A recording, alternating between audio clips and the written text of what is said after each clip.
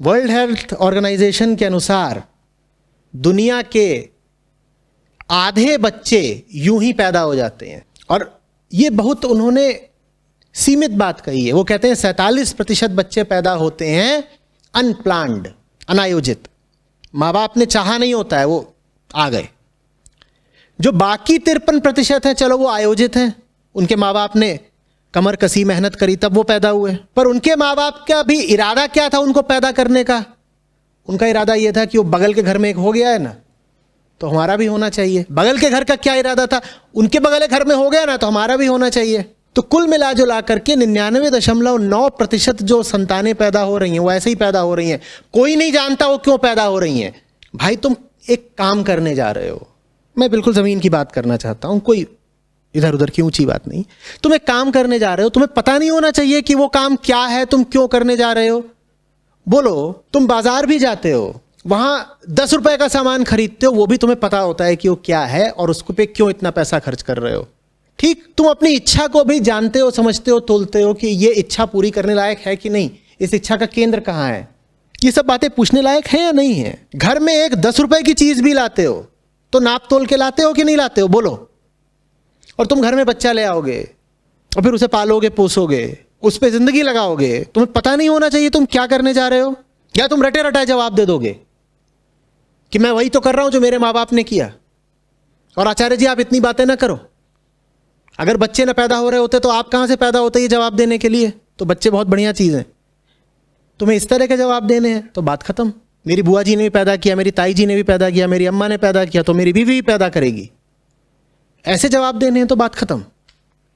और अगर अपनी जिंदगी के प्रति ईमानदार हो तो पूछो अपने आप से, ये मैं क्या करने जा रहा हूं और क्यों? ऐसे जीनी है जिंदगी कि जो पर्दे में दिख रहा है वो हमें भी तो मिलना चाहिए। क्या मस्त वहां शादी हो रही है, झंझना के नाच रहे हैं सब, तो हमारी भी होनी चाहिए ऐसे? भाई ये बहुत निजी बात है, इसका आत्मा से संबंध है। तुम एक प्राण इस संसार में लाने की बात कर रहे हो, तुम अपने घर में एक नए व्यक्ति का प्रवेश कराने की बात कर रहे हो। तुम समझना भी नहीं चाहते कि तुम जो कर रहे हो क्यों कर रहे हो। तुम्हें लग रहा है कि सब करते हैं, मेढकों के भी बच्चे होते हैं, हमारे भी होंगे। कबूतरी ने बच्चा दिया कि नहीं दिया? दिया, तो मैं भी बच्चा दूंगी। तुम ऐसे जीना चाहते हो? बोलो। बेहोशी में कुछ भी किया जाए पाप ही होता है ना, लेकिन बेहोशी में किए गए सब पापों से बदतर जानते हो क्या पाप होता है? बेहोशी में की गई हत्या नहीं। तुम बेहोशी में किसी की हत्या कर दो वो छोटा पाप है, लेकिन अगर तुमने बेहोशी में किसी को जन्म दे दिया तो वो पापों में महापाप है। जो जन्म देने के इच्छुक हो, मैं नहीं कह रहा हूं जन्म न दें, पर पहले थोड़ा बोध करो, थोड़ा अपने साथ समय गुजारो, थोड़ा अपने पास से पूछो। तुम्हें समझ ही नहीं आता कि प्रकृति क्या खेल खेल रही है तुम्हारे साथ। संभोग की स्थिति में तुम्हारा होश बढ़ जाता है या बिल्कुल तुम बेहोश हो जाते हो? बताओ जरा, जल्दी बताओ। बेहोश हो जाते हो ना? तुम्हें दिख नहीं रहा कि प्रकृति भी जानती है कि यह काम तुम बेहोशी में ही कर पाओगे, तो इसीलिए तुम्हारा सारा होश छीन लेती है जब स्त्री सामने आती है और जब संभोग का क्षण होता है।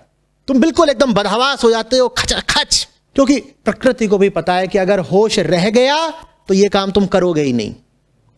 बेहोशी में अगर तुम पशुओं की तरह बच्चे पैदा कर रहे हो तो क्या पागलपन है ये? पहले भी मेरे सामने आकर बैठ चुके हो, अभी भी यहां बैठे हुए हो, अच्छी तरह जानते हो जलवायु परिवर्तन क्या है, ग्लोबल वार्मिंग क्या है, और अच्छी तरह जानते हो कि उसके केंद्र में क्या चीज बैठी हुई है? आदमी की भोगने की वृत्ति और आदमी की संतान पैदा करने की इच्छा। बच्चा तो तुम पैदा कर दोगे, बच्चे को जीवन भर जो भोजन चाहिए होगा वो भी तुम पैदा करोगे। वो कहां से आने वाला है? अन्न। बच्चे के लिए जो इमारत चाहिए होगी वो भी तुम पैदा करोगे। वो इमारत कहां से आएगी? बच्चे के लिए जो स्कूल चाहिए वो स्कूल कहां से बनने वाला है?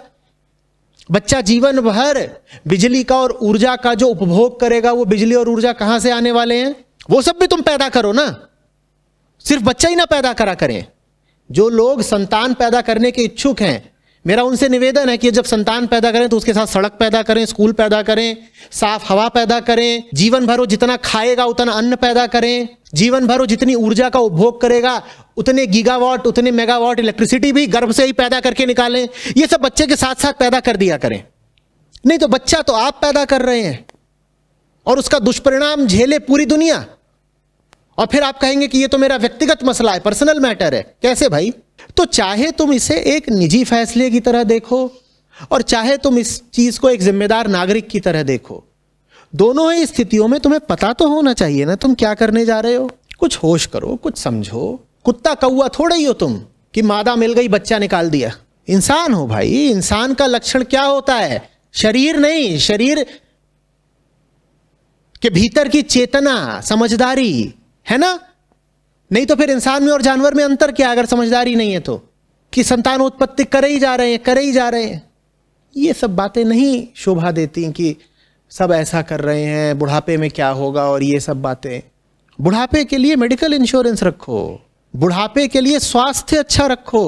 बुढ़ापे की इतनी फिक्र है तो शरीर मजबूत बनाओ ना भाई। कहीं बुढ़ापा ठीक बीते इसके लिए मैं बच्चा पैदा कर रहा हूं। बच्चा क्या है? नर्स है। कितने लोगों के बच्चे उनके बुढ़ापे में आते हैं उनकी नर्स बनने। ये सब वृद्धाश्रम फिर किस लिए हैं? मैं न कह रहा हूं कि संतान पैदा करो, ना कह रहा हूं कि नहीं पैदा करो। मैं कह रहा हूं थोड़ा होश रखो भाई। कुछ मूलभूत सवालों के जवाब दो पहले, मुझे नहीं, अपने आप को। जब उन सवालों के जवाब मिल जाएं, स्पष्टता आ जाए, तो फिर जो करना हो करना।